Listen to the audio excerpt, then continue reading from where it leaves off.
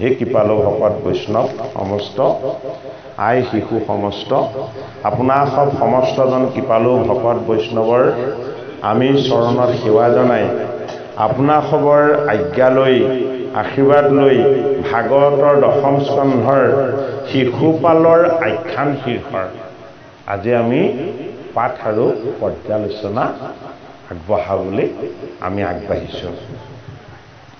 হি অনন্তৰে ঋষিগণে হোম সমৰ্পিয়া হে মাধৱত নিৰ্বেদিলা কৃতাঞ্জলি হুয়া হে শুনি মোক প্ৰভুদেৱ এক মনহু হে আপুনি জানা যেন এ থান ৰাজহু এ সমস্ত ৰাজা কজিনী এক স্থান কৰি এতেবে ৰাজহুয় কৰি পুজিব শ্ৰী হৰি এ সমস্ত নিপতি দুৰ্বা ক্ষত দেয়সিৰে এ অভিষেক মন্ত্ৰয়োচা ৰিব দ্বিজবৰে এতেবে অধিৰাজ চক্ৰৱৰ্তী নাম পায় এ সবাৰ উপৰি নিজ আদেশ বোলাই। ভগৱান কৃষ্ণৰ জন্ম কৰ্ম আৰু লীলা এই সমস্তখিনিক একেলগে কোৱা হয় কি বুলি? দশম বুলি। অৰ্থাৎ ভাগৱতৰ এটা নাম দশম। ভাগৱতক কি বুলি কোৱা হয়? দশম বুলি কোৱা হয়। কিয়নো দশম বুলি কোৱা হয়?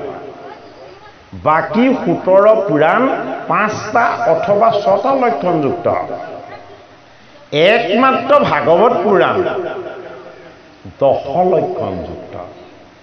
সৰ্গ বিসৰ্গ স্থান পোষণ উতি মনন্তৰ ঈশানু কথা মুক্তি আৰু আশ্ৰয়, এই 10টা ভাগৱতৰ লক্ষণ। 10টা লক্ষণ ভাগৱতত পৰিপূৰ্ণ ৰূপত প্ৰকাশ পোৱাৰ কাৰণে ভাগৱতৰ এটা নাম দশম। ভাগৱতৰ স্কন্ধ 12টা। দশম স্কন্ধত ভগৱান কৃষ্ণৰ জন্ম কৰ্ম লীলা তত্ত্ব মৰ্ম আৰু বেদস্তুতিলৈকে তেওঁৰ সমস্ত পৰমাৰ্থ। সেইটো কাৰণে দশম স্কন্ধত থকা কৃষ্ণৰ জন্ম কৰ্ম লীলাৰ তত্ত্ব এই 12 স্কন্ধ ভাগৱতত থকাৰ বাবেই ভাগৱতৰ এটা নাম দশম। এই দশম স্কন্ধত কংসৰ অন্ধকাৰ কাৰাগাৰত মথুৰা ধামত দৈৱকী নন্দন কৃষ্ণৰ জন্ম হৈছে। কৃষ্ণই জন্ম হৈ প্ৰথমতে মাতৃৰ কোলাত দেখা দিয়া কিন্তু নাই। ভগৱান কৃষ্ণই প্ৰথম জন্ম হৈ ক'ত দেখা দিছে? বসুদেৱক দেখা দিছে আকাশত।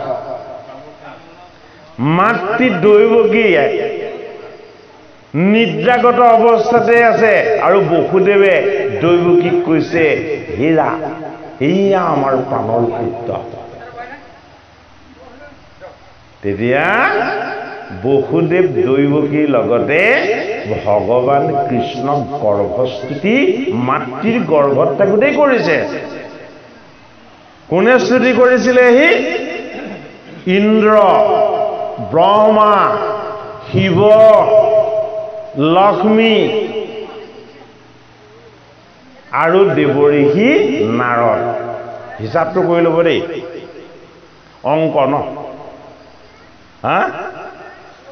সৃষ্টিকৰ্তা ব্ৰহ্মা, দেৱঋষি নাৰদ, 2জন, শিৱ 3জন, ইন্দ্ৰ 4জন আৰু লক্ষ্মী মাতা 5জন।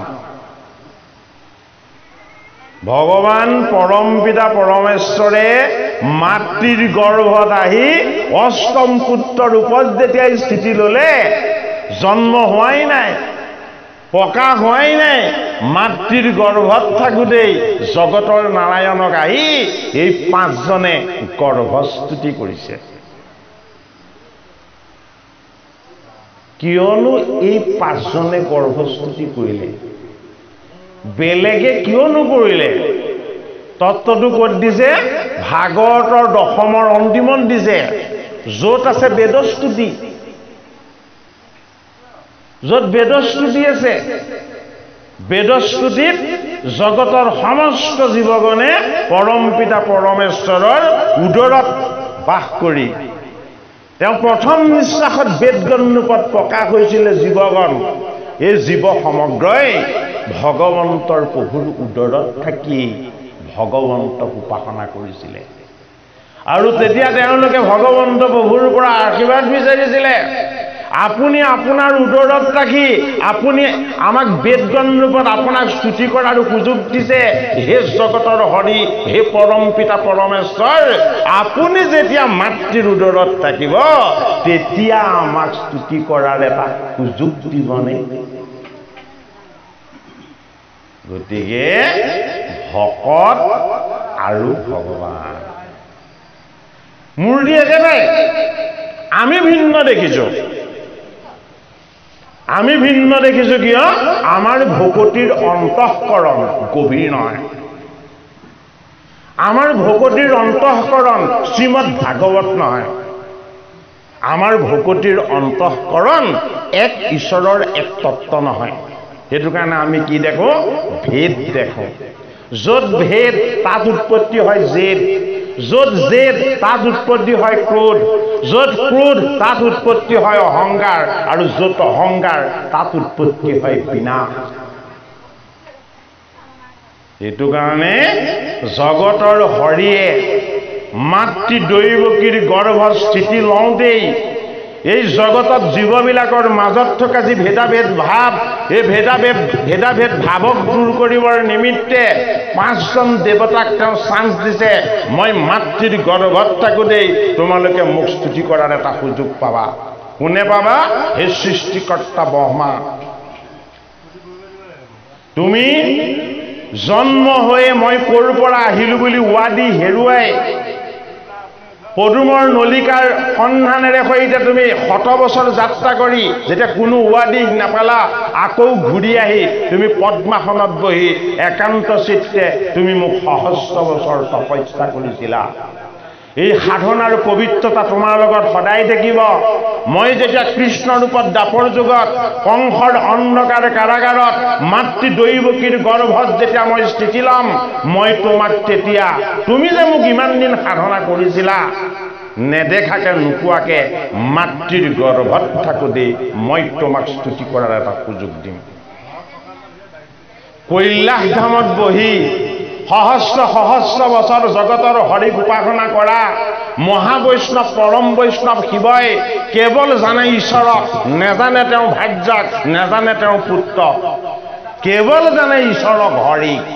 সেইটো কাৰণে পাৰ্বতীৰ মনতো সংশয় আহিছিলে, বোলে কি ঐ এজনে দেখোন বিয়া পাতি আনিলে মুখলৈকে নাযায়, এইজনে মোক বিবাহ কৰাই আনিলে কিন্তু মোৰ প্ৰতি এওঁ কোনো ধৰণৰ কাম বাসনা একোৱেই নাই। উপায়ন্তৰ হৈ কি বুলি কৈছিলে? অ সহস্ৰ বৰিষ মানে আছিল যোগ ধ্যানে, অ আখি তুমি পুছিলাই আমাক এ গাৱে ভস্ম জটা ধৰি, হে অনেকত পইচা কৰি, অ আউৰ তুমি আৰাধা কাক। হে মোৰ স্বামী মহাবৈষ্ণৱ শিৱ, মই কেৱল তোমাকেই জানো, তুমিয়েই ভগৱান। সমস্ত দেৱতাসকলে ঋষিসকলে মুনিসকলে তোমাক ঈশ্বৰ বুলি সেৱা কৰা মই সদায় দেখো, কিন্তু তুমি কাক উপাসনা কৰা? তুমি সদায় তপময় সাধনাৰে ব্ৰহ্ম ভাৱনাযুক্ত হৈ তুমি হৃদয়ত কাক স্তুতি কৰি থাকা? তেতিয়া মহাবৈষ্ণৱ শিৱই কৈছিলে যে জগতৰ নিয়ন্তাজন, যিজনে এই গোটেই জগত চলাই আছে মই সেইজনক উপাসনা কৰোঁ।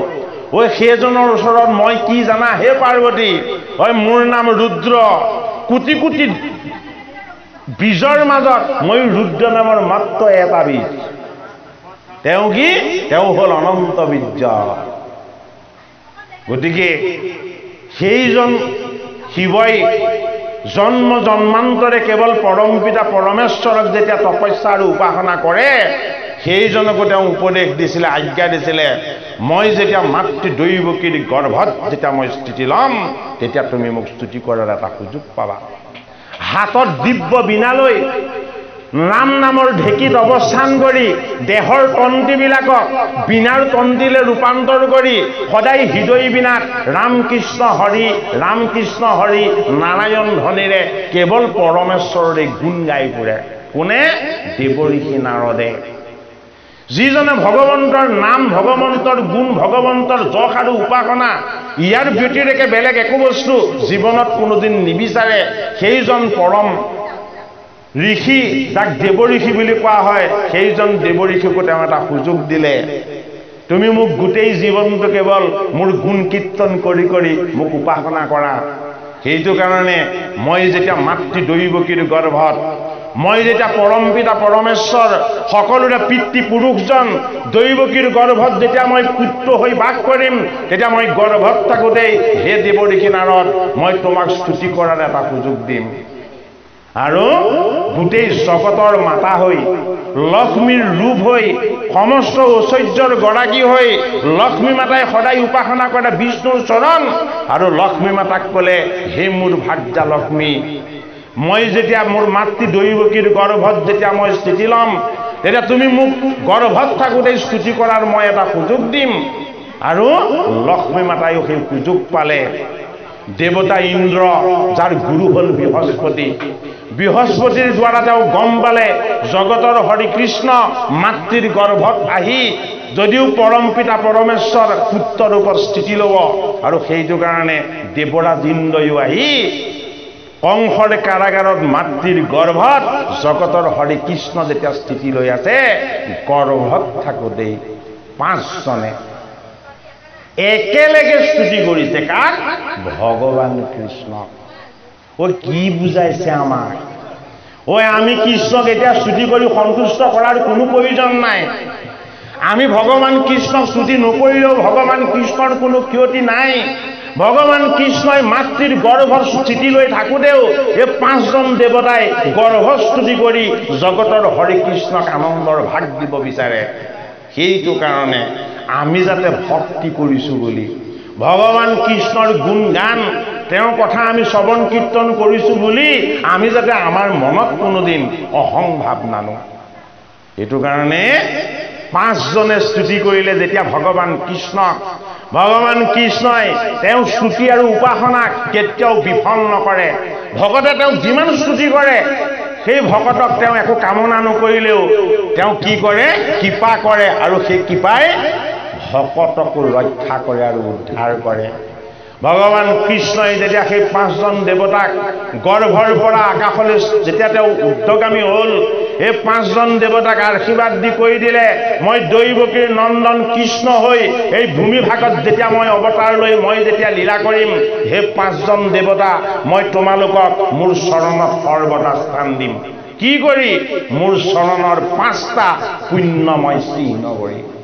এইটো কাৰণে পঞ্চচিহ্ন, ধ্ৰজ, ব্ৰজ, দ্ৰৱ, অংকুশ আৰু পদ্ম, এই পাঁচটা চিহ্ন কাৰ? ভগৱান কৃষ্ণৰ চৰণত। কিয়? গৰ্ভত থাকোঁতে এই পাঁচজনে তেওঁ স্তুতি কৰিছিলে, মই তোমালোকক মোৰ হৃদয়তটো স্থান দিমেই, মোৰ চৰণ মোৰ ভকতে সদায় উপাসনা কৰি মোৰ পুণ্যৰ ভাগ লাভ কৰিব পাৰিব। মোৰ চৰণ যদি উপাসনা কৰে একেলগে তোমালোক পাঁচজনক স্মৰণ কৰা হ'ব। কিয়? মই হলো দৈৱকী নন্দন কৃষ্ণ।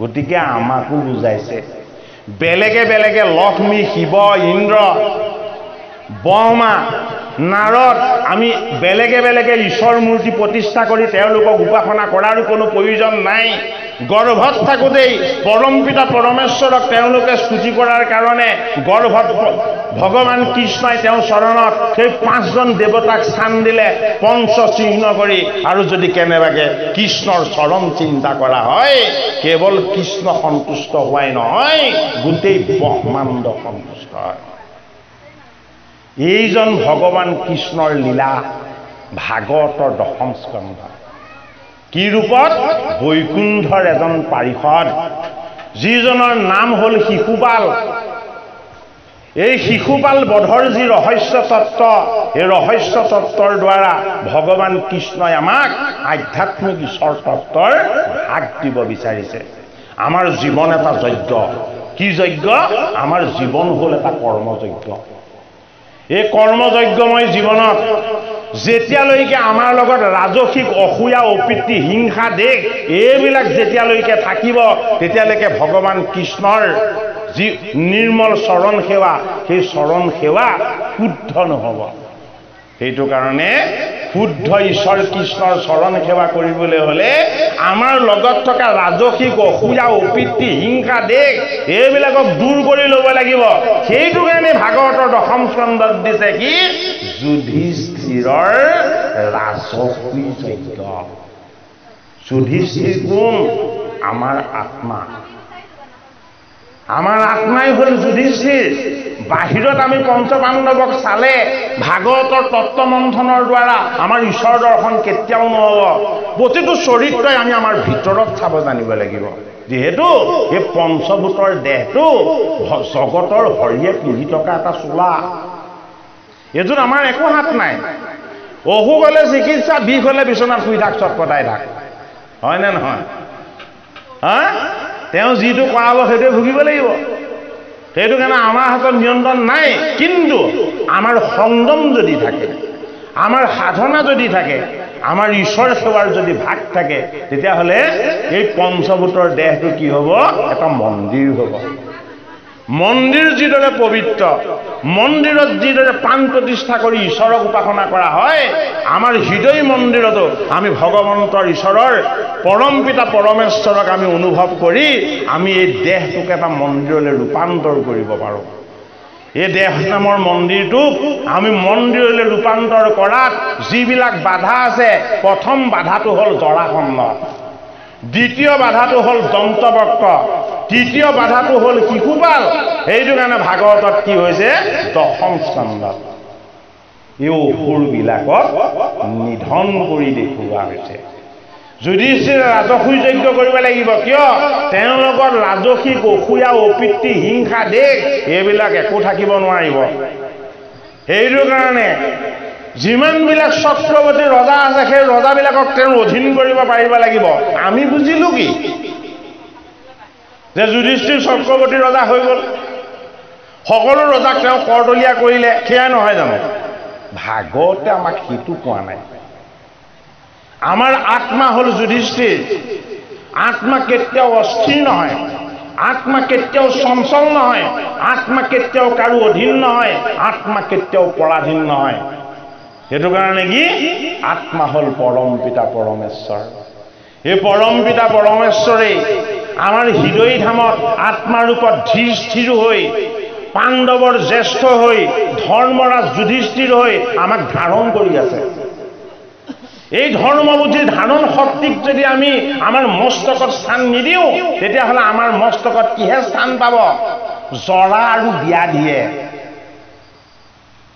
এই জৰা আৰু ব্যাধিবিলাক যেতিয়া সন্ধি হ'ব তাৰ নাম হ'ব জৰাসন্ধ এইটো কাৰণে জৰা ৰাক্ষসীৰ দ্বাৰা জৰাসন্ধক জন্ম দিয়া হৈছিলে দুফাল কুৎসিত সন্তান জৰা ৰাক্ষসীয়ে একলগ কৰি দিছিলে আছেনে নাই এই কথাষাৰ ভাগৱতৰ 10ম স্কন্ধত আছে হয়নে ও জৰাসন্ধৰ এফাল হ'ল জড়তা অন্য ফাল হ'ল অজ্ঞান আৰু অবিদ্যা যেতিয়ালৈকে আমাৰ লগত জড়তা আৰু অজ্ঞান এই দুটা বস্তু যেতিয়ালৈকে থাকিব আমি কি হ'ম হয় আমি যেতিয়া মানুহ নহওঁ আমি তেতিয়া অসুৰ হ'ম আমি তেতিয়া দানৱ হ'ম, আমি তেতিয়া ভয়ংকৰ হ'ম। কৃষ্ণস্বৰূপ পৰমাত্মাৰ পৰম পবিত্ৰ দ্বাৰকা নামৰ নগৰকো আমি 17 বাৰ আক্ৰমণ কৰিবলৈ কুণ্ঠাবোধ নকৰিম। এইটো কাৰণে জৰাসন্ধই দ্বাৰকা নগৰ অতি কমেও 17 বাৰ আক্ৰমণ কৰিছে, এবাৰো বাদ কৰা নাই কৃষ্ণই। বলৰাম প্ৰভুৱে জৰাসন্ধৰ ডিঙিটোত গছকি গদাডালেৰে মাৰি ইয়াক বধেই কৰোঁ বুলি লৈছিলে, আৰু বাসুদেৱ কৃষ্ণই বলৰাম প্ৰভুৰ হাতটোত থাপ মাৰি ধৰি, হে দাদা ক্ষান্ত হোৱা, ক্ষান্ত হোৱা, ক্ষান্ত হোৱা। বোলে কিয়? তোমাৰ হাতত ইয়াৰ মৃত্যু নাই। তুমি পৰম প্ৰভু, তুমি অনন্ত ঈশ্বৰ, গোটেই জগতক ধাৰণ কৰি থকা শক্তি আৰু সামৰ্থ্য তোমাৰ। এই সাধাৰণ জীৱটোক তুমি কিয় মৃত্যু দিব বিচাৰিছা ঈশ্বৰ হৈ? বলৰাম কি হ'ল? বলৰাম ৰৈ দিলে যে হে প্ৰিয়ানুজ, মই তোমাৰ বাক্যত কোনোদিন অমান্য হ'ব নোৱাৰো। কৃষ্ণক কি বুলি মাতে? বলৰামে প্ৰিয়ানুজ বুলি মাতে, প্ৰিয় অনুজ। কৃষ্ণৰ বাক্য, সেইটো কাৰণে বলৰামে কেতিয়াও এৰিব নোৱাৰে। কুৰুক্ষেত্ৰৰ যুদ্ধৰ সময়ত দুৰ্যোধন আহিলে বলৰাম প্ৰভুৰ ওচৰলৈ যে হে জগতৰ ঈশ্বৰ, হে বলৰাম প্ৰভু, এই যুদ্ধখনত আপুনি আমাক সহায় কৰক, যিহেতু পাণ্ডৱৰ পক্ষ লৈছে কৃষ্ণই। এতিয়া বলৰামে হাঁহি হাঁহি কৈছে, মই কেনেকে ভাগ ল'ম? বোলে কি, মোক মোৰ প্ৰিয়ানুজে আগতেই বোলে এই যুদ্ধ তুমি চাব নালাগে, তুমি তীৰ্থ কৰিবলৈ যোৱা। আগতীয়াকে পঠাই দিছে ককায়েকক। কলৈ পঠাই দিছে? মই কৃষ্ণই যুদ্ধখন চলাই থাকিম, তুমি পৰম ঈশ্বৰ, তুমি অনন্ত ঈশ্বৰ, তুমি তীৰ্থ কৰি গোটেই জগতখনক শুদ্ধ আৰু পবিত্ৰ কৰা। তাত দুৰ্যোধনক ক'লে, আৰু নহ'ব দুৰ্যোধন, তোমাক মই জনকৰ তাত থাকোঁতে যি গদা শিক্ষা দিলোঁ, এই গদা শিক্ষাৰে তুমি যুদ্ধ কৰিবা, সেয়াই তোমাৰ শক্তি আৰু সামৰ্থ্য হ'ব, মোৰ কৃপা হ'ব। মই তোমাক শিক্ষা দি থৈছোঁ, গতিকে মই তোমাৰ পক্ষত গৈ আৰু যুদ্ধ নকৰোঁ। মোৰ ভাতৃ প্ৰিয়ানুজে মোক কৈছে মই বোলে তীৰ্থ কৰিব লাগে। নিয়ন্ত্ৰক কোন? নিয়ন্ত্ৰক হ'ল কৃষ্ণ। জড়তা আৰু অজ্ঞান, এই দুটা বস্তুৰ যদি কেনেবাকৈ সন্ধি হ'বলৈ হয়, তেতিয়াহ'লে ই জৰাসন্ধৰ দৰে ভয়ানক হ'ব। সেইটো কাৰণে আমাৰ হৃদয়খনক আমি কি কৰিব লাগিব? জড়তাৰ পৰা মুক্ত কৰিব লাগিব। আমাৰ অজ্ঞানবিলাকক আমি কি কৰিব লাগিব? আধ্যাত্মিক ঈশ্বৰ জ্ঞানৰ গৰাকী কৰাব লাগিব। সেইটো কাৰণে জড়তাক চৈতন্য, অজ্ঞানক আধ্যাত্মিক ঈশ্বৰ জ্ঞান, এই দুটাক যদি কৰি দিব পৰা যায়, তেতিয়া জৰাসন্ধ বধ হ'ব। সেইটো কাৰণে জৰাসন্ধক বধৰ কাৰণে কাক কাক নিছে? 2 পাণ্ডৱ, ভীম আৰু অৰ্জুন, লগত বাসুদেৱ কৃষ্ণ। অৰ্থাৎ জৰাসন্ধক বধ কৰিবলৈ 3টা বস্তু লাগে। কৃষ্ণ পৰমাত্মা, ভীম আত্মবুদ্ধি, অৰ্জুন আত্মদৰ্শন। এই 3টা বস্তু যদি নহয়, তেতিয়াহ'লে কেতিয়াও জৰাসন্ধ বধ নহয়। আমাৰ লগত থকা জৰাসন্ধৰ তত্ত্বটো আমি চাব লাগিব। এই তত্ত্ববিলাক বাহিৰত নাই, আমাৰ ভিতৰতে বহি আছে, আমাকেই খুলি খুলি খাই আছে। সেইটো কাৰণে ভাগৱতক কি বুলি কৈছে? ভাগৱত গ্ৰন্থ বিপৰীত। আমি যিদৰে চাইছোঁ সেইদৰে চোৱাটো আমাক ঈশ্বৰে দেখুওৱা নাই। আমি যিদৰে চোৱা নাই, আমি সেইদৰে চাবলৈ শিকিব লাগিব। গতিকে আমাৰ লগত থকা জড়তা আৰু অজ্ঞানৰূপী জৰাসন্ধক বধ কৰি এই ধৰ্মপুত্ৰ যুধিষ্ঠিৰ ৰূপী আমি আত্মাক কি কৰিব লাগিব? চক্ৰৱৰ্তী ৰজা পাতিব লাগিব। যদি চক্ৰৱৰ্তী ৰজা পাতিবলৈ হয়, তেতিয়াহ'লে ৰাজসুই যজ্ঞ কৰিব লাগিব। ৰাজসুই যজ্ঞ কোনে কৰিব? বেদজ্ঞ ব্ৰাহ্মণ দ্বিজসকলে কৰিব। অৰ্থাৎ আমাৰ লগত থকা যি সাত্বিক বৃত্তি, এই সাত্বিক বৃত্তিবিলাকৰ দ্বাৰাহে ঈশ্বৰৰ শুদ্ধ কৰ্ম সম্পাদন হয়। সাত্বিক বৃত্তিবিলাকৰ নাম হ'ল কি? দ্বিজ। দ্বিজ মানে 2বাৰ জন্ম লোৱা। এবাৰ জন্ম হয় কায়িকভাৱেৰে, পাৰ্থিৱভাৱেৰে, আৰু এবাৰ জন্ম হয় কিহেৰে? ভকতিৰ জ্ঞান আৰু ঈশ্বৰ সংস্কাৰেৰে। সেইটো কাৰণে দ্বিজসকলক কি দিয়া হয়? 2 নম্বৰ জন্মটোত উত্তৰি দান কৰা হয়, জীৱনৰ উত্তৰণ ঘটোৱা হয়। সেইটো কাৰণে উত্তৰি। গতিকে আমাৰ কি আজি পাঠ হ'ব? শিশুপাল। গতিকে শিশুপাল বধ হ'বই লাগিব, তেতিয়াহে ৰাজসুই যজ্ঞ সম্পাদন হ'ব।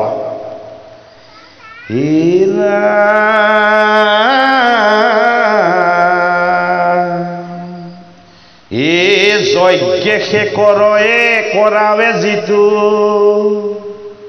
ৰাজাক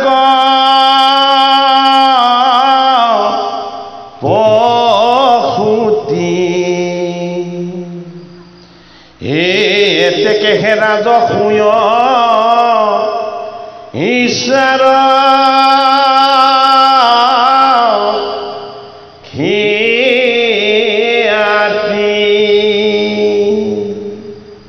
ও সেই মেলা ভৈল বাবে জগত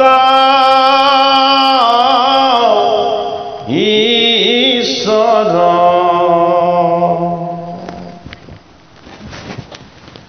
এ তোমাৰ প্ৰসাদে সিদ্ধ ভৈল জয় গবৰ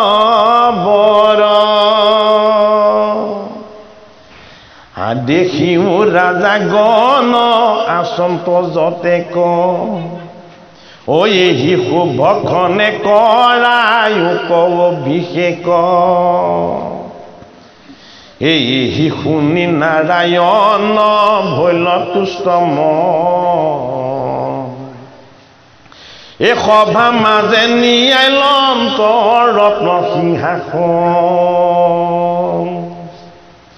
এ যুধিষ্ঠিৰ দ্ৰৌপদীক বসাই লন্ত তাতে এ শ্বেত ছত্ৰ খান তুলি ধৰি লন্ত মাথে এ নাৰদ প্ৰমুখে উঠি লন্ত দেৱগণ এ যজ্ঞ শেষ অমিত্ৰক কৰাইল পাখন সমস্ত তীৰ্থৰ জল পঞ্চামৃত আনি এ কৰি লন্ত শান্তি কোষে পঢ়িবে ধ্বনি এ নৃপতি গণকে কৃষ্ণে দিলা হাত বাওঁ এ দুৰ্ভাগ্যত ধৰি সবে চলিলে কগাওঁ এ পঞ্চম সৱদ জয় ধনী উঠলি এ যুধিষ্ঠিৰ শিৰে সবে দুৰ্ভাগ্যত দি ঋষি পত্নী গণ কৃষ্ণ পত্নী গণ যত এ ৰাজপত্নী গণ যত ধৰি দুৰ্ভাগ্যত এ দ্ৰৌপদীৰ শিৰত দি লন্ত কৰ মিলি এ মুখ আৰ কৰি সবে দিলন্ত উৰুলি এ যুধিষ্ঠিৰ অধীৰাজ ভৈল সেই ধৰি এ দ্ৰৌপদী ভৈলন্দ অধীৰাজ পতেশ্বৰী বিষ্ণু তেজে ব্যাপিলে ক দোহাই নুকৰি এ হৰিষে সুন্দৰ মুখ প্ৰকাশে ৰুচি কি বুজাইছে আমাৰ এই যে যুধিষ্ঠিৰ আৰু দ্ৰৌপদীক দুখন আসনত বহুৱাই ৰজাসকলে দ্বিজসকলে বিপ্ৰপত্নীসকলে কৃষ্ণৰ ভাৰ্যাসকলে সমস্তজনে যে দুৰ্বা দিছে এনেকে জল অৰ্পণ কৰিছে পঞ্চামৃত অৰ্পণ কৰিছে কি বুজাইছে আমাৰ যজ্ঞৰ মূল তত্ত্ব কোন ভগৱান কৃষ্ণ কৃষ্ণই কৰাই আছে এইখিনি কিয় কৃষ্ণই কৰাইছে যে মই দাপৰ যুগত কৃষ্ণৰ ৰূপত অৱতাৰ ললো কিন্তু মোৰ পূজা কেনেকুৱা বুজি লোৱা মোক কেনেদৰে পুজিব লাগিব এই নৰক নাৰায়ণ ৰূপত দেখিব লাগিব দ্ৰৌপদীক দেখিব লাগিব লক্ষ্মী ৰূপত আৰু যুধিষ্ঠিৰক দেখিব লাগিব নাৰায়ণ ৰূপত যেতিয়ালৈকে নৰক লক্ষ্মী নাৰায়ণ ৰূপত এই জগতৰ লোকে প্ৰত্যক্ষ কৰিব নোৱাৰিব তেতিয়ালৈকে এইজন কৃষ্ণই জগতৰ ঈশ্বৰ বুলি মোক কেতিয়াও কোনেও চিনি নেপাব কি বুজাইছে আমাক ধৰি থকা ধৰ্ম আত্মা হল কৃষ্ণ হয়নে এই কৃষ্ণৰূপী আত্মাই আমাক ধৰি আছে কি ৰূপত ঈশ্বৰ ৰূপত হয়নে এই কৃষ্ণ যদি আত্মা হয়নে এই ধৰি থকা দেহটো কি এই ধৰি থকা দেহটো হল লক্ষ্মী সেইটো কাৰণে এফালে বহুৱাইছে ধৰ্মৰাজ যুধিষ্ঠিৰক বাম পাশত বহুৱাইছে কাক দ্ৰৌপদী দেহ আৰু আত্মা পৃথক নহয় ঈশ্বৰ তত্ত্বৰ এক কি ৰহস্য তাক বুজাবৰ কাৰণেহে সমস্ত ঋষিগণ মুনিগণ বিপ্ৰ পত্নীগণ সমস্ত গণৰ দ্বাৰা দুৰ্বাৰূপী এই যে দুবৰি বন হয়নে দুবৰি বনটোৰ সৈতে দুবাৰ জল কিয় অৰ্পণ কৰা হৈছে দান্তে তিনৰ ধৰি বুলি মাধৱে কৈছে নে নাই আমি ভগৱানক কি দিব পাৰো আমি ঈশ্বৰক কি অৰ্পণ কৰিব পাৰো যদি পাৰো তেতিয়াহলে এডাল দুবৰি বন যদি পাৰো তেতিয়াহলে দুবৰি বনৰ আগত অকণমান জল তাতকে আমি বেছি ঈশ্বৰক একো দিব নোৱাৰো কিয় একো দিব নোৱাৰো আমি দিব পৰা সম্পদ আমাৰ হাতত তেওঁৰ কাৰণে নায়েই সেইটো কাৰণে ইয়াত দাস্য ভক্তি ধৰ্মৰাজ যুধিষ্ঠিৰ দ্ৰৌপদী চক্ৰৱৰ্তী ৰজা হোৱাৰ পাছতো তেওঁলোকক অভিষেক কৰিব বিচৰা লোকসকলৰ পৰা অলংকাৰ সা সম্পত্তি এইবিলাক বিচৰা নাই কি বিচাৰিছে তেওঁলোকৰ হৃদয়ৰ আশীৰ্বাদখন বিচাৰিছে গতিকে আমিও কি ল'ব লাগিব এই জগতৰ পৰা সমস্ত জীৱৰ পৰা আমি কি ল'ব লাগিব ঈশ্বৰৰ আশীৰ্বাদ ল'ব লাগিব ভগৱান কৃষ্ণই কেতিয়াও প্ৰত্যক্ষভাৱে কাকো আশীৰ্বাদ নিদিয়ে ভকতে যি আশীৰ্বাদ দিব সেয়াই ঈশ্বৰৰ আশীৰ্বাদ কৃষ্ণই অকলেই যজ্ঞটো কৰি দিব পাৰে ৰাজহ হৈ যিহেতু তেওঁ যজ্ঞ পুৰুষ কিন্তু নাই কৰা কিয় কৰা নাই তেওঁ অবাস্তৱ কৰ্ম কৰিব নিবিচাৰে যিটো বাস্তৱ যিটো সত্য যিটো শুদ্ধ তেওঁ সদায় সেইটোহে কৰি দেখাব বিচাৰে সেইটো কাৰণে আমাৰ লগত নেদেখা ঈশ্বৰজনক বিচৰাটো আমাৰ কাৰণে ভ্ৰান্তি ভুল আমি নৰক যদি ঈশ্বৰ মূৰ্তিৰ ৰূপত চাব জনা নাই তেতিয়াহ'লে আমি ভগৱানক যিমান কল্পনা কৰিলেও আমাৰ হৃদয়লৈ ভগৱানৰ ৰূপটো কেতিয়াও নাহিব সেইটো কাৰণে নৰহৰি নৰৰ লগত থকা হৰিজনৰ লগত যদি আমাৰ পৰিচয় নহয় তেতিয়াহ'লে নেদেখা ঈশ্বৰজনৰ লগত আমাৰ কেতিয়াও পৰিচয় নহব ৰাজসী যজ্ঞত সেই তত্ত্বটো দেখুওৱা হৈছে হীৰা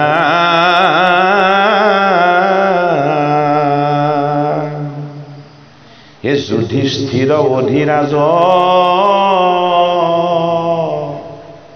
ভৈলা সেহি ধৰি এ দ্ৰৌপদী ভলন্তৱাধি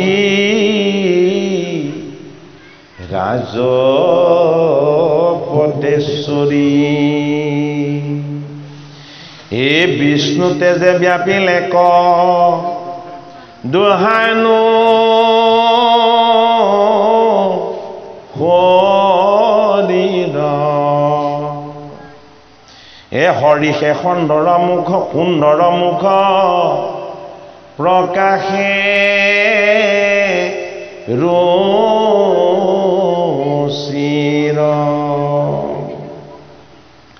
হে লক্ষ্যে নৃপতিয়ে ক দৃষ্টি আছে চাই প্ৰকাশন্ত কুন্তি সুত চাহন নযায় এ বিষ্ণুত ভকত যত সমস্তৰে ৰঙ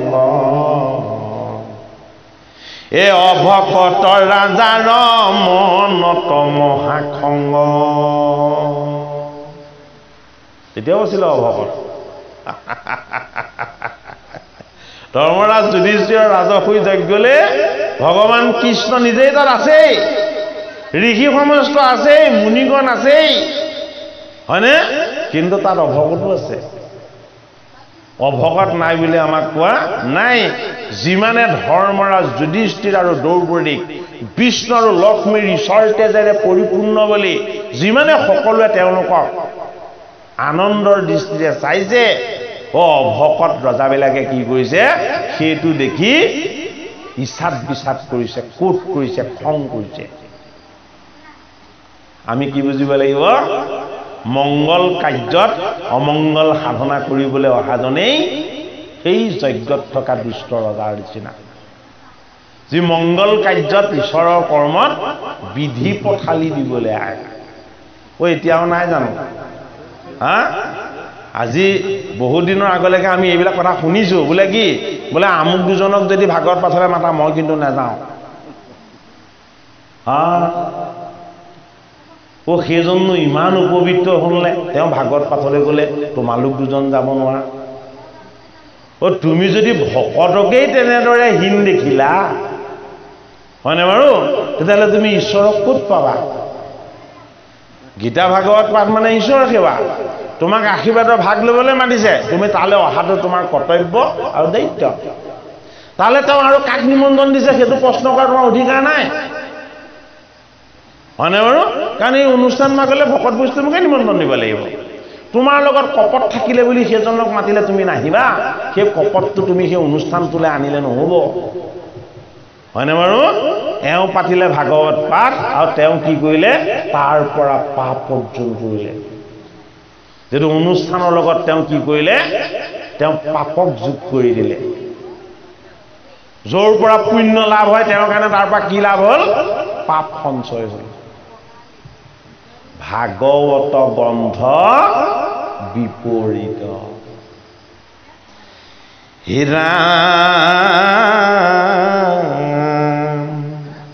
এই পাছে ভীষ্মে বুলিল ধৰ্মৰ পুতক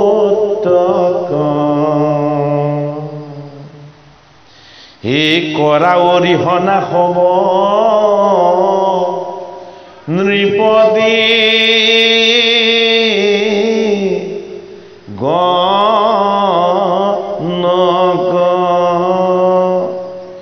এটা অৰিহণা, এটা গৰিহণা। অৰিহণাটোৰ বিপৰীতটো কি? গৰিহণা। তেওঁ ৰজাসকলক কি কৰিবলৈ কৈছে ভীষ্মই পিতামহে পৰম বৈষ্ণৱ, যিসকল ৰজাই আহি তোমাক ৰাজ চক্ৰৱৰ্তীৰ ৰজা বুলি তোমাক দুৰ্বাজলেৰে সৈতে অভিষেক কৰিছে, হে ধৰ্মপুত্ৰ তুমি তেওঁলোকক অৰিহণা দান কৰা, হয়নে বাৰু? ধন সম্পদ দিলে অৰিহণা হ'ব জানো? নহয়। কি কৰিব লাগিব? তেওঁলোকক নমস্কাৰ কৰিব লাগিব, তেওঁলোকক আত্মসম সন্মান কৰিব লাগিব, আৰু তেওঁলোকক কি কৰিব লাগিব? সেৱা সৎকাৰ কৰিব লাগিব। সেইটো গৰিহণা বুলি কৈছে। আমি ধন ধান সম্পত্তি গৰিহণা বুলি ইয়াত বুজিলে নহ'ব। ৰাম বহুত দিন আহি আছে যজ্ঞৰ কাৰণে,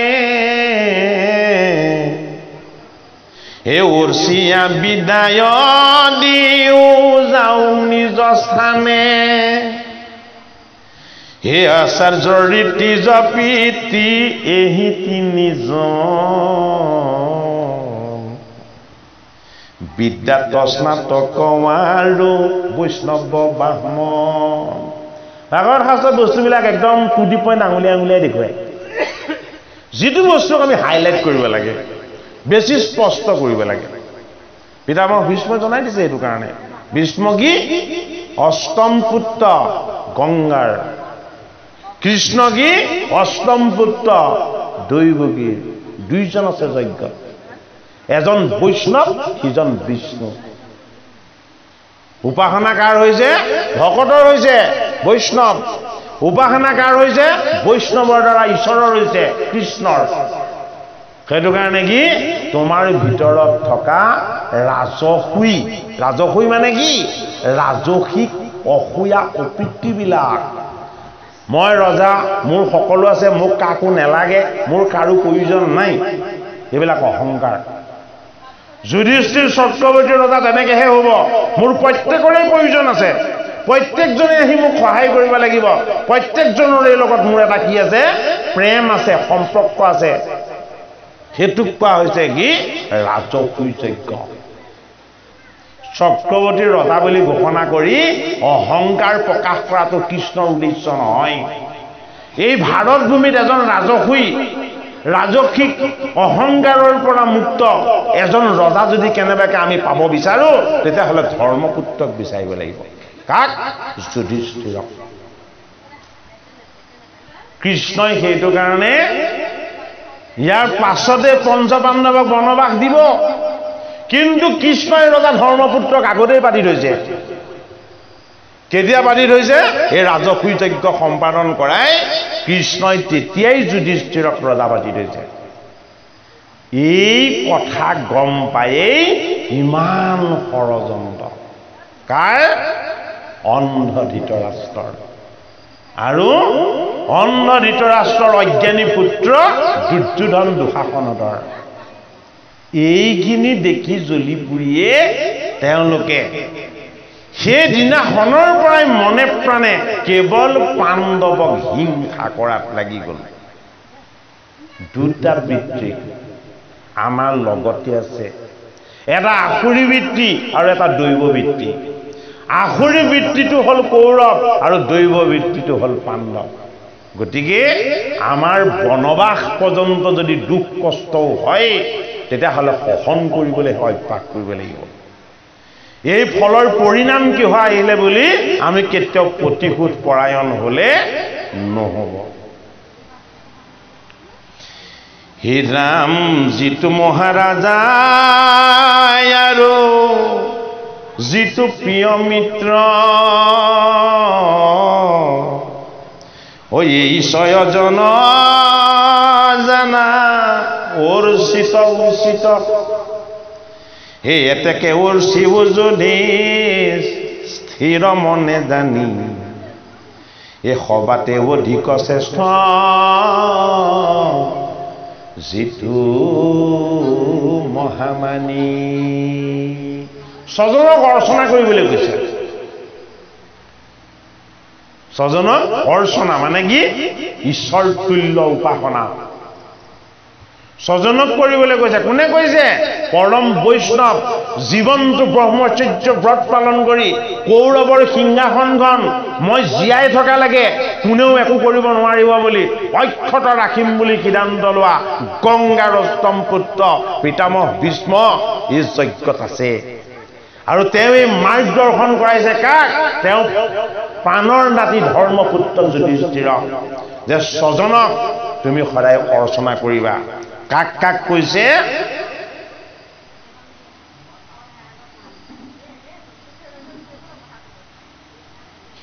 আচাৰ্য ঋতিজ আৰু পিতৃ এই তিনিজন আচাৰ্য কোন পাণ্ডৱ আৰু কৌৰৱৰ বিশেষ আচাৰ্য দুজন এজনে দ্বৈত বুদ্ধি দিয়ে সেইজন দ্ৰোণাচাৰ্য আচাৰ্য এজনে কৃপা কৰে কিন্তু আধা কৰে পুৰা কৰিব নোৱাৰে সেইজন কৃপাচাৰ্য সেইটো কাৰণে আধৰুৱা কৃপাৰ আচাৰ্য এজন দ্বৈত বুদ্ধিযুক্ত দ্ৰোণাচাৰ্য এজনে আধা কৃপা কৰে সেইটো কাৰণে তেওঁ আধৰুৱা কৃপাৰ আচাৰ্য আৰু সেইজন হ'ল কৃপাচাৰ্য দুইজনে দেখা দমৰ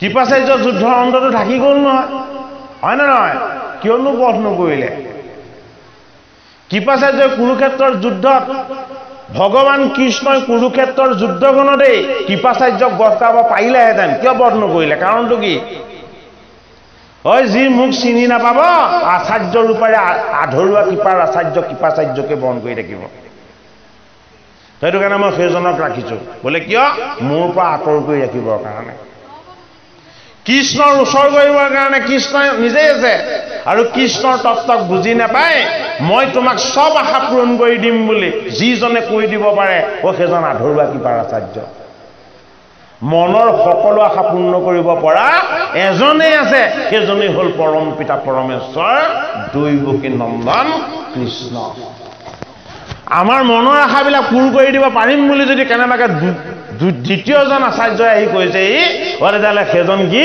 সেইজন আধৰুৱা কৃপাৰ আচাৰ্য এতিয়া ওলাইছেনে নাই আধৰুৱা কৃপাৰ আচাৰ্য নিজকে ভগৱান বুলি ঘোষণা কৰা ওলাইছেনে বাৰু হা এইটো কাৰণে কৃষ্ণই বধ কৰা নাই বোলে সময়ে সময়ে এই মুদ্ৰাবিলাক ওলাই থাকিব এই মডেলবিলাকে দেখা দি থাকিব যদি বধ কৰি দিওঁ এই মডেলবিলাক নলোৱা হ'ব হয়নে বাৰু গতিকে আমিও চিনি ল'লেই হ'ল আমি ক'ত থাকিব লাগে কাত আশ্ৰয় ল'ব লাগে কাৰ উপাসনা কৰিব লাগে হয়নে ভাগৱত শাস্ত্ৰই যি শিকাইছে ভাগৱত শাস্ত্ৰ আমাৰ কি ভাগৱত শাস্ত্ৰ আমাৰ আচাৰ্য গীতা শাস্ত্ৰ কি গীতা শাস্ত্ৰ হ'ল আমাৰ জ্ঞানৰূপী গুৰুৰ তত্ত্ব গুৰুৰূপী জ্ঞানৰ তত্ত্ব গীতাৰ পৰা আচৰণৰূপী আচাৰ্যৰ তত্ত্ব ভাগৱতৰ পৰা এই দুটা বস্তু পোৱাৰ পাছত আমাক জীৱনত আৰু বেলেগ একো নেলাগে সেইটো কাৰণে আমাৰ বিচাৰ শাস্ত্ৰসন্মত হ'ব লাগিব শাস্ত্ৰই যিটো কৈছে আমি সেইদৰে চলিব লাগিব আমি কোনোবা এজনে কৈ দিলে বুলি সেই মতটোক আমি কেতিয়াও মানি ল'ব নোৱাৰিম সেই মতটো শাস্ত্ৰসন্মত হয় নে নহয় আমি তাক পৰীক্ষা নিৰীক্ষা কৰি চাব লাগিব এটা কেইজনক কৈছে ছজনক অৰ্চনা কৰিবলৈ কৈছে অৰ্থাৎ উপাসনা কৰিবলৈ কৈছে সদায় মান সন্মান কৰিবলৈ কৈছে তিনিজনৰ কথা ক'লে কাক আচাৰ্য আমাৰ আচাৰ্য কোন আমাৰ আচাৰ্য শিক্ষাগুৰু আমাৰ আচাৰ্য কোন গাঁৱৰ বয়োজ্যেষ্ঠ বৃদ্ধজন যিজনে আমাক সদায় সৎপথ দেখুৱাই আহিছে এইসকল আমাৰ আচাৰ্য যিসকলে আমাক সদায় শুদ্ধ ৰাস্তা দেখুৱাইছে সেইসকলক আমি কি কৰিব লাগিব গুৰুক জ্ঞান কৰিব লাগিব মান্যতা কৰিব লাগিব যদি আমাৰ শিক্ষাগুৰুসকলে আমাক যদি শিক্ষাৰ পোহৰ নিদিলেহেঁতেন আমি আজি ভাগৱত কীৰ্তন কৰিব পাৰিলোহেঁতেন জানো যদি আমাক বৰ্ণ পৰিচয় কৰি নিদিলেহেঁতেন হয়নে বাৰু গতিকে তেনেকুৱা শিক্ষাগুৰুস্বৰূপ আচাৰ্যজনক আমি সদায় সন্মান কৰিব লাগিব সদায় শ্ৰদ্ধা কৰিব লাগিব সেইটো কাৰণে তিনিজনক বিশেষ অৰ্চন কৰিবলৈ কৈছে আচাৰ্য ঋত্বিজ ঋত্বিজ মানে কি ঋত্বিজ মানে যি ঈশ্বৰ সেৱা কৰিবলৈ শিকায় ঈশ্বৰ সেৱা কৰিবলৈ শিকোৱাজনক ঋত্বিজ বুলি কোৱা হয় সেইটো কাৰণে কুৰুক্ষেত্ৰৰ যুদ্ধখনৰ ঋত্বিজ কোন আছিলে কুৰুক্ষেত্ৰৰ যুদ্ধখনক কৰ্ণই কৈছিলে এইটো এটা যজ্ঞ এইটো কি যজ্ঞ এইটো ভগৱান কৃষ্ণই কৰা যুগৰ যজ্ঞ বোলে এই যজ্ঞৰ মূল অস্ত্ৰপাতেই হ'ল দুৰ্যোধন অহংকাৰক প্ৰয়োগ কৰা হৈছে হয়নে আৰু এই যজ্ঞৰ স্তুতপাঠ কোন এই যজ্ঞৰ বোলে স্তুতপাঠ হ'ল অভিমন্যু অভিমন্যু হ'ল কুৰুক্ষেত্ৰ নামৰ যুদ্ধৰ যজ্ঞৰ স্তুতপাঠ সামবেদৰ মন্ত্ৰ কোন বোলে সামবেদৰ মন্ত্ৰ হ'ল ধৰ্মৰাজ যুধিষ্ঠিৰ হ'ল সামবেদৰ মন্ত্ৰ আৰু এই মন্ত্ৰক পাঠ কৰা ঋত্বিজ কোন এই মন্ত্ৰক পাঠ কৰা ঋত্বিজ হ'ল বাসুদেৱ কৃষ্ণ এইটো কাৰণে ঋত্বিজ যি ঈশ্বৰ তত্ত্বৰ পৰিচয় আমাক আগবঢ়ায় ভগৱত জ্ঞান আমাক আগবঢ়ায় সেইজন হ'ল ঋত্বিজ আৰু কাৰ কথা কৈছে আচাৰ্য ঋত্বিজ আৰু পিতৃ পিতৃ বুলি ক'লে আকৌ মাতৃ আঁতৰত নহয় দেই পিতৃ বুলি ক'লে লগত মাতৃও তাত সোমাই আছে কিয় পিতৃ মাতৃ এক ঈশ্বৰ অভেদ্য পিতৃ আৰু মাতৃৰ মাজত কোনোদিন ভেদ দেখিব নাপায় কিয় ভেদ দেখিব নাপায় পিতৃ মাতৃ এক ঈশ্বৰ মূৰ্তি সেইটো কাৰণে মাকক ভয় কৰে দেউতাকক ভয় নকৰে এইটো কেতিয়াও শুদ্ধ বিচাৰ নহয় পিতৃ মাতৃ দুইজনক এক ঈশ্বৰ জ্ঞান কৰিব লাগিব কোনে কৰিছিলে পিতৃ আৰু মাতৃক এক ঈশ্বৰ জ্ঞান কোনে কৰিছিলে মৰ্যাদা পুৰুষ ভগৱান ৰামে কৰি দেখুৱাইছিলে সেইটো কাৰণে ৰামক ঈশ্বৰ বুলি চিনি পাব লগা হ'ল তেওঁ নৰৰ ৰূপলৈ আহি ঈশ্বৰৰ লীলাহে কৰি দেখুৱাইছে বোলে কি মোৰ পিতৃৰ সত্যতকৈ ডাঙৰ সত্য এই জগতত একো নাই প্ৰথম কৰ্তব্য মই মোৰ পিতৃৰ সত্য ৰক্ষা কৰিব লাগিব দ্বিতীয় কৰ্তব্য মোৰ মাতৃৰ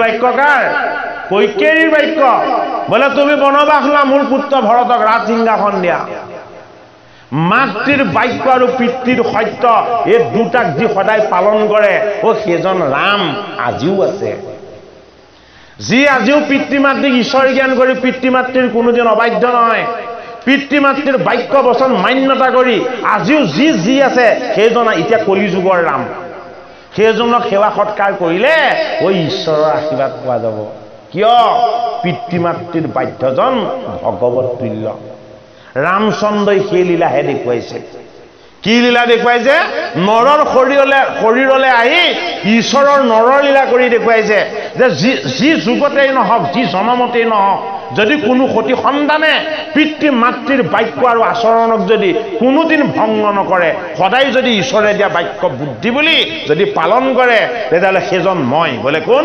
ৰঘুপতি ৰাম সেইজনৰ মৰ্যাদা কেতিয়াও স্খলন হ'ব নোৱাৰে সেইটো কাৰণে ৰাম কি মৰ্যাদা পুৰুষ কিয় মৰ্যাদা পুৰুষ পিতৃৰ বাক্য আৰু মাতৃৰ সত্য এই দুটাক তেওঁ পালন কৰি দেখুৱাইছে গতিকে শাস্ত্ৰ কি শাস্ত্ৰ হ'ল আমাৰ আচাৰ্য আমি শাস্ত্ৰৰ পৰা আমি আমাৰ জীৱনৰ আচৰণ শিকিব লাগিব এইটো কাৰণে আমি ৰামৰ নাম লৈ ৰামক পালো বুলি শ্ৰীৰাম বুলি ঘোষণা কৰি আমি ৰামৰ চৰণ পালো বুলি আমি সুদৃঢ় বিশ্বাস লোৱাৰ লগতে আমি আমাৰ পিতৃ মাতৃক ঈশ্বৰ জ্ঞান কৰি তেওঁলোকে আমাক যলৈ যাবলৈ বাৰণ কৰে আমি কেতিয়াও তালৈ যাব নালাগে যি খাবলৈ আমাক বাৰণ কৰে আমি সেইটো কেতিয়াও খাব নালাগে আমি যিটো কৰিবলৈ আমাক বাৰণ কৰে আমি সেইটো কেতিয়াও কৰিব নালাগে ৰঘুপতি ৰাম যি পিতৃ মাতৃৰ বাক্য সদায় পালন কৰে সি পুত্ৰই হওক কন্যাই হওক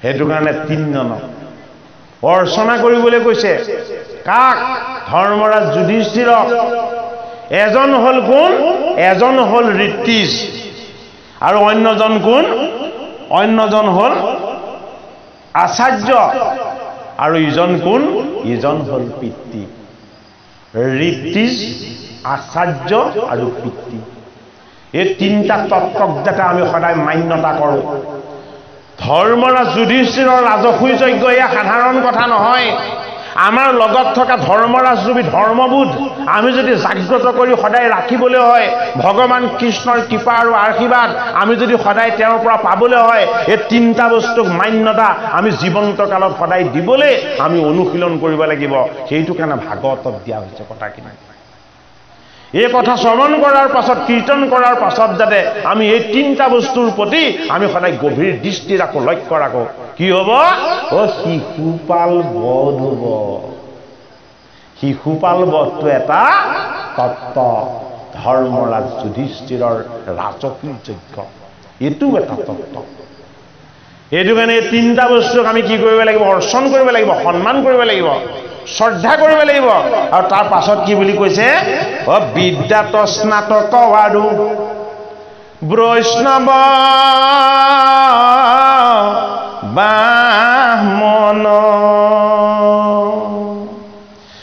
যিটো মহাৰাজা আৰু যিটো প্ৰিয় মিত্ৰ এই ছয়জন জানা হে অৰ্চিত ভূষিত আমাৰ এতিয়া কাক সন্মান কৰে যাৰ ধন আছে যাৰ গাড়ী আছে যাৰ মাটি বেছি আছে তাক সন্মান কৰে হয়নে ভাৰত তেনেকুৱা দেশ নেকি ভাৰত ঋষি মুনিৰ সাধনময় দেশ য'ত বেদৰ প্ৰথম সৃষ্টি হৈছে বেদ মানেই হ'ল জ্ঞান য'ত জ্ঞানক আটাইতকৈ ওপৰত ৰখা হয় সেইটো কাৰণে ভাৰতবৰ্ষত শ্ৰদ্ধা কাৰ আছে আটাইতকৈ বেছি জ্ঞানীজনক আজিও মান্যতা দিয়া হয় আটাইতকৈ উচ্চ আসনত ৰখা হয় হয়নে সেইটো কাৰণে আমি কাক মান্যতা দিব লাগিব জ্ঞান বিদ্যা বুদ্ধি সৎবুদ্ধিৰ তত্ত্ব যিজনৰ লগত আছে আমি সেইজনক আটাইতকৈ উচ্চ আসনত ৰাখিব লাগিব ধন ধান ঐশ্বৰ্য বিভূতি এইবিলাক খন্তেকীয়া বস্তু এইবিলাক নিমিষতে লয় হৈ শেষ হৈ যাব পাৰে হয়নে আমাৰ জীৱটোক শুদ্ধ কৰি পৰমাত্মাৰ পৰম চৰণ দৰ্শন পোৱাত আমাক যি সহায় কৰিব সেই সহায় হ'ল ঈশ্বৰ জ্ঞান এই ঈশ্বৰ জ্ঞান আত্মজ্ঞান আমাক যি দিব আমি সেইজনক ক'ত থ'ব লাগিব আমাৰ মস্তকত ৰাখিব লাগিব কোন শ্ৰীমন্ত শংকৰ হৰি ভকতৰ জানা যেন কল্পতৰু যিজন গুৰু ভগৱানে আমাক সমস্ত বেদ বেদান্ত দৰ্শন মন্থন কৰি আমাক এক কৃষ্ণক উপাসনা কৰিবৰ কাৰণে আমাক এটা শুদ্ধ পথ দেখুৱাইছে আমি সেইজনক কি কৰিব লাগিব আমাৰ ঈশ্বৰ বুলি গুৰু বুলি আমি আমাৰ মস্তকত স্থান দিব লাগিব এইটো কাৰণে গুৰুজনক সদায় উচ্চ আসনত ৰাখিব লাগিব কাক ব্ৰহ্মজ্ঞানীজনক যিজনে পৰম ব্ৰহ্মৰ ঈশ্বৰ জ্ঞানৰ তত্ত্ব যিজনে ধাৰণ কৰিছে পালন কৰিছে সেইজনক যিটো মহাৰাজা আৰু যিটো প্ৰিয় মিত্ৰ আৰু যিজন আমাৰ অতি প্ৰিয় যিজন মিত্ৰ মানে কি জৰাসন্ধৰ মিত্ৰতা কাৰ লগত আছিলে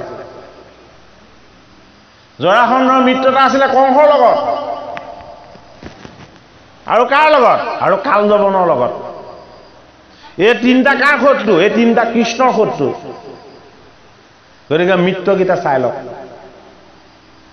হয়নে বাৰু দুষ্ট বস্তু এটাৰ কেতিয়াও ভাল বস্তুৰ লগত মিত্ৰতা হ'ব নোৱাৰে সেইটো কাৰণে ভকত কমেই হওক ঈশ্বৰ সেৱা কৰা কিজনে কৰি থাকিব লাগিব হয়নে ঈশ্বৰ সেৱালৈ সকলো অহাৰ সুযোগো নাই সুবিধাও নাই আমি তাত আক্ষেপ কৰি লাভ নাই সেইটো কাৰণে মিত্ৰজনক যিজন আমাৰ আত্মীয় মিত্ৰ বন্ধু আমি সেইজনক কি কৰিব লাগে সদায় যথোচিত সন্মান কৰিব লাগে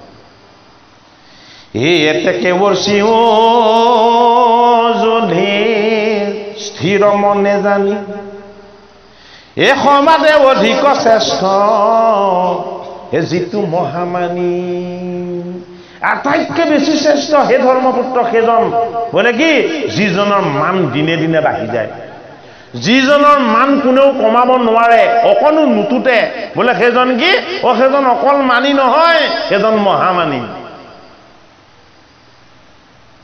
কোনে কৈছে কথাটো পিতামহ ভীষ্মই কৈছে ভীষ্ম এজন বৈষ্ণৱ হে ৰাম হি শুনি যদি স্থিৰে চিন্তিলা মনত কোন মহাশ্ৰেষ্ঠ কবৰ শিবু প্ৰথম পিতামহ ভীষ্ম অলপ নহয় কিন্তু ছটা দেখুৱাইহে দিছে সাৰটো দেখুৱাই দিয়া নাই কিন্তু পাছতহে দিব ভাবিবলৈ দিছে কাক ধৰ্মপুত্ৰক যুধিষ্ঠিৰক তুমি নিজেই ভাবি লোৱা এই অৰ্চনৰ অগ্ৰভাগ তুমি এটা প্ৰথম কাক আগবঢ়াবা যিজনক আগবঢ়াবা সেইজনে মহামানী হ'ব লাগিব কি যজ্ঞ ৰাজসুই যজ্ঞ আমাৰ লগত থকা ৰাজসিক অহংকাৰ তামসিক অহংকাৰ এই অবিদ্যাবিলাকক আমাৰ পৰা আঁতৰ কৰিবৰ কাৰণে এই ৰাজসুই যজ্ঞৰ কথা আমি শ্ৰৱণ কীৰ্তন কৰি ইয়াৰ যিখিনি তত্ত্ব কথা এই তত্ত্ব কথাখিনি আমি গ্ৰহণ কৰিব লাগিব যতে কণি প্ৰতি নিৰন্তৰে আছে আশী দেৱসিদ্ধ মুনি মহামুনি এই সবে আছে বসি কোনোজন কম নহয় দেৱঋষি নাৰদ আছে দেৱল আছে বশিষ্ঠ আছে বিশ্বামিত্ৰ আছে সমস্ত ঋষি তাত বহি আছে কোনোজনেই বিষ্ণু বুদ্ধিত ঈশ্বৰ জ্ঞানত কম নহয় গতিকে সেইসকলৰ মাজত শ্ৰেষ্ঠজনক মান্যজনক মহামানীজনক বিচাৰ কৰি উলিওৱাটো যুধিষ্ঠিৰৰো এটা বৰ ডাঙৰ সমস্যা ৰাম কাহা কবৰ শিব হেন পাওঁ নিশ্চয় এই সভাখন লোক যত এই সমস্ত বিস্ময় আশ্চৰ্য এতিয়া সকলোৰে এই ধৰ্মপুত্ৰ এতিয়া কি সিদ্ধান্ত ল'ব কাক মহামুনি বুলি মান্যতা দি প্ৰথমতে অগ্ৰভাগ আগবঢ়াব ধৰ্মপুত্ৰৰ হাতত সেই উত্তৰ নাই কিয় ধৰ্মই কাৰো পক্ষ নলয় ধৰ্ম কি ধৰ্ম সকলোৰে কাৰণে সমান এইটো কাৰণে এটা ধৰ্মপুত্ৰই আগবঢ়াব কিন্তু সিদ্ধান্তটো তেওঁ নিজস্বভাৱে নলয় সেইটোকে কোৱা হৈছে কি ধৰ্মপুত্ৰ হে ৰাম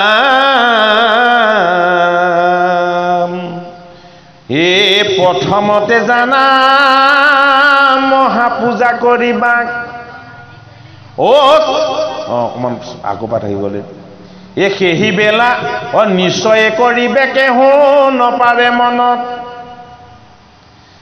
ও সেই বেলা সহদেৱে বুজি অভিপ্ৰায় ও কীৰ্তাঞ্জলি বুলিলন্ত এ সমজ্জা কচাই পাণ্ডৱ পক্ষত সহদেৱ এটাইতকে কনিষ্ঠ বোলে কি সৰ্বশাস্ত্ৰ বিশাৰদ গোটেই শাস্ত্ৰবিলাক যি অধ্যয়ন কৰি নিশেষকে জানে ও সেইজনৰ নাম সহদেৱ কিয় তেওঁৰ লগত সৎসংগবিলাক আছে কি সহিষ্ণু দয়া কৰুণা ধৈৰ্য সৌম্য মৈত্ৰী এই গুণবিলাক তেওঁৰ লগত আছে সেইটো কাৰণে কি পাণ্ডৱ সকলৰ সৎসংগ হ'ল সহদেৱ সহদেৱ সমস্ত শাস্ত্ৰ বিশাৰদ এইটো কাৰণে কৌৰৱৰ পক্ষত সহদেৱৰ শত্ৰু এজন আছে নামটো কি ও শকুনি মামা যিমান দুষ্ট বুদ্ধি আছে গোটেইখিনি শকুনিৰ লগত যিমান সৎ বুদ্ধি আছে গোটেইখিনি সহদেৱৰ লগত সেইটো কাৰণে কুৰুক্ষেত্ৰৰ যুদ্ধত শকুনিৰ মৃত্যু হৈছে সহদেৱৰ হাতত আমাক বুজাইছে আমাৰ লগত থকা শকুনি মামাৰ নিচিনা খল স্বভাৱ প্ৰতিকূল পৰায়ণ স্বভাৱ বেয়া বুদ্ধি দুষ্ট বুদ্ধি এই বুদ্ধিবিলাক যদি আমাৰ পৰা ধ্বংস কৰি একেবাৰে আঁতৰ কৰিবলৈ হয় সহদেৱৰ যিবিলাক সহনশীল ধৈৰ্যশীল উদাৰ আৰু দক্ষতা সম্পন্ন বিচাৰ এই বিচাৰবিলাকৰ আমি ভাগ পাব লাগিব এই প্ৰথমতে জানা মহাপূজা কৰিবা ও কৃষ্ণকে হে উচিত এনিও সত্যবান সমস্ত শাস্ত্ৰত তেওঁ কি বিশাৰদ সহদেৱে ধৰ্মৰাজ যুধিষ্ঠিৰক ঘোষণা কৰি জনালে যে হে জ্যেষ্ঠ দাদা হে ধৰ্মপুত্ৰ হে ধৰ্ম বোলে কি তুমি প্ৰথমতে অৰ্চন কৰা বাসুদেৱ কৃষ্ণ গতিকে এটাতকৈ মহামান্য বুলি কাক চিনিলে ভগৱান কৃষ্ণ কৃষ্ণকে উচিত শুনিও সত্যবাদ যে এই কৃষ্ণকে প্ৰথম অগ্ৰভাগৰ অৰ্পণ কৰাটো উচিত তাৰ কাৰণ মই তোমাক কওঁ শুনা কাৰণ সকলো নহলে পূৰ্ণ হ'ব যুক্তি আৰু কাৰণ ৰখাব লাগিব তেতিয়াহে সকলোৱে ৰাজসূয় যজ্ঞত একেলগে সেইটো শুদ্ধ বুলি স্বীকাৰ কৰিব এ ভকত বৎসল ঐশ্ৰুত ভগৱন্ত ঐ ইহানেহে গুণ বেদ শাস্ত্ৰে বখানন্দ বোলে এওঁক এইটো কাৰণে অৰ্চন কৰিব লাগে এওঁ ভকত বৎসল এওঁ ভকতক ভাল পায় প্ৰেম আছে ভকতৰ প্ৰতি এওঁ আৰু কি আছে বেদ শাস্ত্ৰসমূহে এওঁ গুণকেই সদায় কৈ আছে এওঁ গুণনামকেই কৈ আছে এই সকলে দেৱতা মূৰ্তি এহন্তে শ্ৰীকৃষ্ণ ও এহেন্তে হে কাল দেশ এ ধন দ্ৰব্য ইষ্ট কি বুলি ক'লে সহদেৱে কি বুলি ক'লে যে এওঁই হ'ল সকলো দেৱতাৰ মূৰ্তি এওঁ শ্ৰীকৃষ্ণ এওঁ কি এওঁ সময় এওঁ কাল আৰু এওঁ কি এওঁ গোটেই জগত এওঁ কি সমস্তৰে ধন মানে কি পৰম ধন আত্মা আৰু এওঁ কি এওঁ সকলো বস্তুৰে উপাস্য অৰ্থাৎ ইষ্ট এই যাৰ লীলা ৰূপয়েহি তিনিও ভুৱন এ যাহাৰ শৰীৰ এহি এ মহাযজ্ঞগণ আৰু কি বুলি যুক্তি দিছে ধৰ্মক যুধিষ্ঠিৰক যে যাৰ লীলা ৰূপ এহি তিনিও ভুৱন ও স্বৰ্গ মৰ্ত্য পাতাল এই তিনিটা বস্তু এওঁৰে ৰূপ বেলেগ নহয় এওঁই আৰু কি বুলি কৈছে যাহাৰ শৰীৰ এহি মহাযজ্ঞগণ ঐ আমি যি যজ্ঞ কৰিছো এওঁ শৰীৰেই এইটো এই যজ্ঞটোৱে এওঁ শৰীৰ এই যজ্ঞৰ পৰা এওঁ পৃথক নহয় গতিকে তেওঁ মহাশাস্ত্ৰজ্ঞ কোন সহদেৱ এই অগণি আহুতি মন্ত্ৰ আপুনি ঈশ্বৰ এই সাংখ্য যোগ পন্থ যত এই তত্ত্বৰ গোচৰ অগ্নি মানে কি আত্মা প্ৰত্যেক জীৱৰ লগত থকা আত্মাৰূপী অগ্নি এই আত্মাৰূপী অগ্নিতে কি কৰিব লাগিব সমস্তবিলাক ইন্দ্ৰিয় ভূত সকলোৱে আশ্ৰয় লৈ আছে সেইটো কাৰণে এইবিলাক আহুতি এফালে হল অগ্নি অন্যফালে আহুতি আৰু কি বুলি কৈছে মন্ত্ৰ আপুনি ঈশ্বৰ আহুতি অৰ্পণ কৰা যিমানবিলাক মন্ত্ৰ আছে সামবেদৰ এই মন্ত্ৰবিলাকো এওঁৱেই ঈশ্বৰ এওঁৱেই পৰম প্ৰভু সাংখ্য যুগ পঞ্চতত্ত্ব তত্ত্বৰো গোচৰ সাংখ্য যুগ মানে গীতাৰ ২য় অধ্যায় সাংখ্য যুগ মানে ভাগৱতৰ ৩য় স্কন্ধত কপিল প্ৰভুৱে দেৱাহুতিক দিয়া এক ঈশ্বৰৰ উদৈত জ্ঞান সেইটো কাৰণে এওঁ সাংখ্য যুগ বোলে কি যিটো যুগ কোনেও নাজানে যিটো যুগ কেৱল এওঁহে জানে যিটো যুগে কেৱল এক ঈশ্বৰ এক তত্ত্ব এক পৰমাত্মা এক পৰমেশ্বৰ এই এক ঈশ্বৰে এই সমস্ত নিখিল ব্ৰহ্মাণ্ডখন চলাই আছে আৰু প্ৰতিপালন কৰি আছে এই জ্ঞানটোক কোৱা হয় কি বুলি এই জ্ঞানটোক কোৱা হয় সাংখ্য যুগ বুলি সেইটো কাৰণে এই সাংখ্য যুগ কোন এই সাংখ্য যুগ ভগৱান কৃষ্ণ নিজেই আৰু কি বুলি কৈছে যিমানবিলাক ঈশ্বৰৰ তত্ত্ব আছে সমস্ত তত্ত্বৰ এওঁই মালিক এওঁই সকলোবিলাক বিদিত এই যাহাৰ সমান আওৰ নাহিকে ঈশ্বৰ নাহি কৃষ্ণ বিনে আৰ এ কেহু গুৰুতৰ এ আপোনাৰ আপুনিয়া শ্ৰয় এন্তে হৰি এ সৃজন্ত পালন্ত সংহাৰন্ত লীলা কৰি এ সংসাৰত বিবিধ যতে কৰ্মচয় ইহানেহে কটাই কলে সাম্পজয় কি বুলি কৈছে যে এওঁকে অগ্ৰভাগ অৰ্চন কৰিব লাগে এই সংসাৰত যত যিমান কৰ্ম হৈ থাকে এওঁ কটাক্ষতি হৈ থাকে এওঁ দৃষ্টিতে হৈ থাকে এওঁ চালেই কৰ্ম সিদ্ধি হৈ যায় এই সৰ্বৰূপজাত জগত মংগল এ ধৰ্ম অৰ্থ কাম মুখ এ দেখান্ত সকল এ ভকতৰ মহা ইষ্ট এ দুষ্টৰ অনিষ্ট এ জানা সভাখন লোক হে মহাকৃষ্ণ গোটেই ৰাজসুই যজ্ঞত থকা সমস্ত সভাসদৰ আগত ঊৰ্ধ্ববাহু কৰি পাণ্ডৱৰ কনিষ্ঠ সমস্ত শাস্ত্ৰ বিশাৰদ যি সহনশীল ধৈৰ্যশীল সহানুভূতিশীল আৰু অত্যন্ত সংযমী সেইজন সহদেৱে কি বুলি ঘোষণা কৰিলে এওঁই হল বেদবিদ এওঁই হল মহাহৰি এওঁই হল শ্ৰীকৃষ্ণ এওঁই হল জগতৰ নায়ক এওঁই হল সমস্ত কৰ্মৰ আধাৰ এওঁই কি এওঁই হল প্ৰাচীন পুৰুষ সেইটো কাৰণে যজ্ঞৰ অগ্ৰভাগ এওঁক অৰ্পণ কৰিব লাগিব বাপ সমস্ত বুজিলে নে বাৰু কথাখিনি শিশুপাল বধৰ লগত সম্পৰ্ক থকা ৰাজসুই যজ্ঞ আমাক দশমত কিয় দিছে আমি যাতে অন্য দেৱ অন্য দেৱতা অন্য দেৱী আমি এইবিলাকক যাতে অগ্ৰভাগ নিদিওঁ এইবিলাকৰ যাতে আমি সান্নিধ্য নলওঁ ভাগৱত শাস্ত্ৰৰ শিশুপাল বধৰ তত্ত্বৰে আমাক যুধিষ্ঠিৰ নামৰ প্ৰথমজন পাণ্ডৱে আৰু কনিষ্ঠজন পাণ্ডৱ যিজনৰ নাম হ'ল সহদেৱ যিজন সৰ্বশাস্ত্ৰ বিশাৰদ যিজনে যজ্ঞৰ অগ্ৰভাগ ভগৱান কৃষ্ণক দিবলৈ দেখুৱাই দিছে আমিও আমাৰ কাই বাক্য আৰু মন আমি সেইজন ভগৱান কৃষ্ণৰ চৰণত অৰ্পণ কৰিব লাগিব